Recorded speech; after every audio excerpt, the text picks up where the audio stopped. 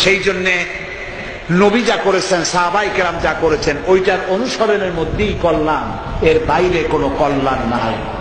আমরা কি কথা মনে করতে চাই যে শবে বরাতের মতো এত বড় সওয়াবের কাম, তারপরে মিলাদের মতো এত বড় সওয়াবের কাম, এগুলো আমরা কেন করব না? প্রিয় ভাই, সব করব না এই কারণে, যেহেতু আল্লাহ রসুল তা করেন নাই, সাহাবায়ে কেরাম তা করেন নাই।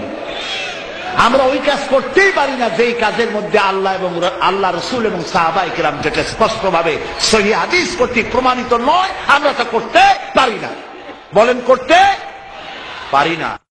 আরেকটি কথা মনে পড়ল, জঙ্গির ইজতেমাকে অনেক মুসলমান আমাদের দেশে পত্রপত্রিকায় লেখে আরাফাতের পরেই, হজের পরেই দ্বিতীয় মহাসমাবেশ। এটি একটি ষড়যন্ত্র, এবং বলা হয় 30-40 লক্ষ লোকের সমাবেশ হয়েছে। মিথ্যে কথা।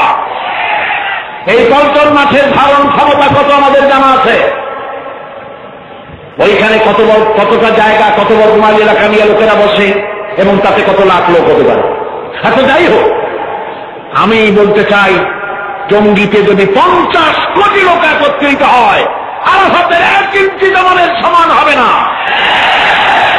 যারা আরাফাতের পরে, হজের পরেই দ্বিতীয় সমাবেশ বলে, তারা বেয়াদব। আরাফাতের ময়দানে ডেকেছেন আল্লাহ। আরাফাতের ময়দানে কে ডেকেছেন? আল্লাহ। আর আরাফাতের ময়দানে হাজির হওয়া ফরজ। আদম আলাইহিস সালাম থেকে শুরু করে সমস্ত পয়গম্বরদের চোখের পানি শুকায় আরাফাতের মাঠে। আরাফাতে যাওয়া ফরজ, জঙ্গিতে যাওয়া মুসলমান। কাজে কোন মুসলমান এই বেয়াদবি শব্দ ভবিষ্যতে উচ্চারণ করবেন না।